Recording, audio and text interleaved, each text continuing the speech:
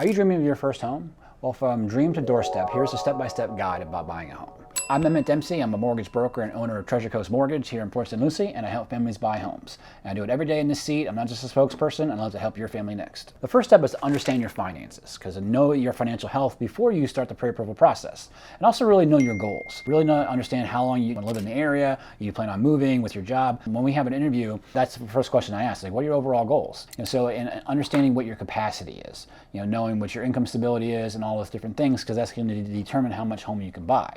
So it's very important to evaluate your financial health before we look at buying a house. Also, really check your credit scores. Really know what your credit history is. You should have an idea. There's free sites out there like Credit Karma is one, but it uses the Vantage model, which we don't really use. We use the FICO versions 2, 4, and 5. So you can go to like myfico.com or something of that nature. If you really don't know what your FICO scores are, you can give me a call or go to myfico.com to see if there's any errors on your credit score. So it's very important you set a realistic budget, for every month, as well as cash to close at closing, but also every month. It's not only your mortgage payment, but an HOA payment if you have to make one, as well as maintenance. So understand what your monthly carrying costs are going forward. So it will help you arrive at that realistic budget. Next is the pre-approval process. So what exactly is mortgage pre-approval? So when you're out there making offers, it lets all realtors know, all sellers know, that you are able to close with a certain loan terms. So that means we evaluated your credit, your income sources, as well as your asset sources, that you have the capacity to close on a property. So pre-approval process starts by having a conversation with me.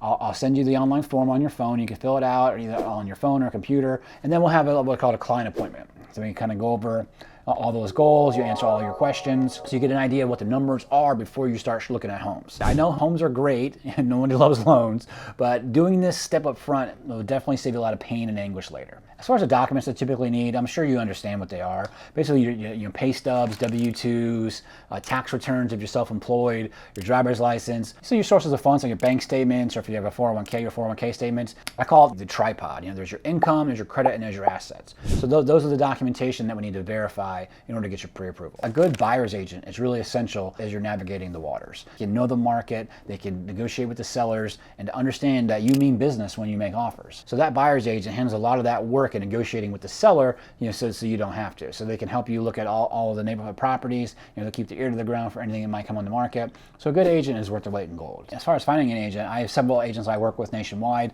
I can definitely refer you to one, somebody that I trust to help you and your family. The next step is house hunting. So this is the fun part. We go look at the houses. Houses are beautiful. Loans are necessary, right? So house hunting is definitely the fun part. First is a wish list versus a needs list. And again, it goes back to the initial step of your budget. Okay, so if you want a 5-bedroom house on a corner lot and things of that nature, so you have to understand what that price may be. So you definitely need to understand what are your must-haves. Does it have to be in a certain school zone? Does it have to have a certain number of bathrooms? Does it have to have a certain construction? So you have to understand what your absolute must-haves, and it's based on your journey in life. So you have your considerations. You have your location, the size of the house, the construction, whether it's in an HOA, whether it's a townhome. So you got to really understand what your goals are and what you're willing to live with, and really be flexible at this point. You don't have to make decisions right now at the outset, but kind of understand what the universe of possibilities is when you make your wish list versus your needs list. Once you narrow down those last few homes, visit those homes at different times. Do a morning showing and then do an afternoon showing. Make sure there's no train tracks going through or weird sounds going through. So, when you come to your last few, definitely look at that homes at different times of the day. Next step is making the offer. So your real estate agent will make you an offer. So you have some offer strategies. It depends if you need seller credits in order to do some 2-1 buy downs. There's a video about that. You can take a look at that. So if you need seller credits, so making the offer, so you might offer at list or over list. Again, your real estate agent will give you a list of possibilities based on your particular goals. So if you have a lot of cash to put down, you might make first price offers, or if that property's been on the market for a long time, you might make a lower offer or a higher price offer to get seller credits. And it really depends on your overall goals and what you need to accomplish. And then we're going to determine that up front based on your pre-approval and your needs. Usually your real estate agent will send you a PDF to DocuSign. It'll be the standard Florida contract or whatever state that you may be in. So that's the offer. So usually the offer is made, and then if it's accepted by the seller, then you have an accepted contract. And usually they go back and forth to figure out who pays what, and you come to an agreement, and then you have a executed contract. A lot of times, in my opinion, making a full price offer and then offering seller credits from the seller is best for your bottom line. And the biggest thing to remember is that a price drop and a seller credits are not the same thing. Okay, so you made the offer, it was accepted, and you're under contract. Okay, now the fun begins. Okay, the first step is you have an inspection period.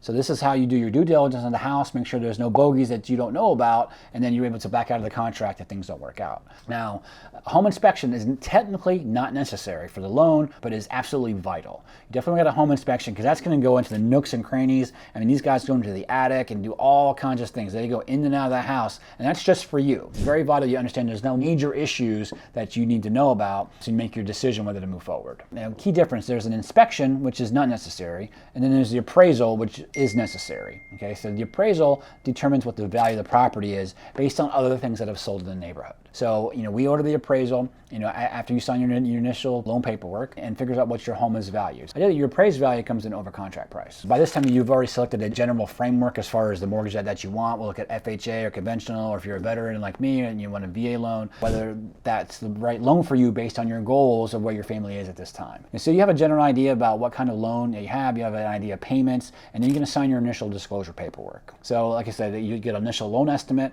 You can check the loan estimate video on my channel about how to read one of those, but generally you understand what the general costs are of the loan depending on what interest rate you choose and loan structure. So once we have the mortgage paperwork, it goes through the underwriting process. Okay, so the first step is to get your approval with conditions. So generally, it's simple stuff. It's like your last pay stub, or last year's W-2s, or there's a question the underwriter has.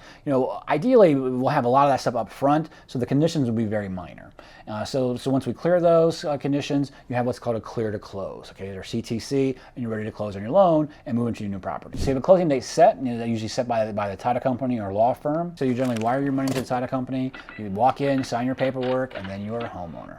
Okay, you close on your house, so you just snap your fingers and move, right? Well, I wish, but unfortunately the Star Trek teleporters are not here yet, so you definitely have to plan your move, occupy your new house. There's some considerations to figure, because once you do a loan with me, you are my client for life, so we're going to help you post-closing. There's certain items post-closing you need to be aware of. So you're going to move into your new property, of course, arrange for a locksmith to change the locks. Of course, the idea of routine maintenance, because I know here in Florida, the things you want to consider, sucking out your condensate drain for your AC, especially in the summertime, it can back up and really cause some water damage.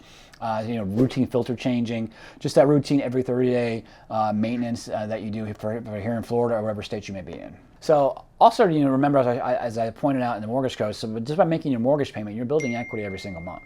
So right now in 2023, rates are a little bit higher than they were historically.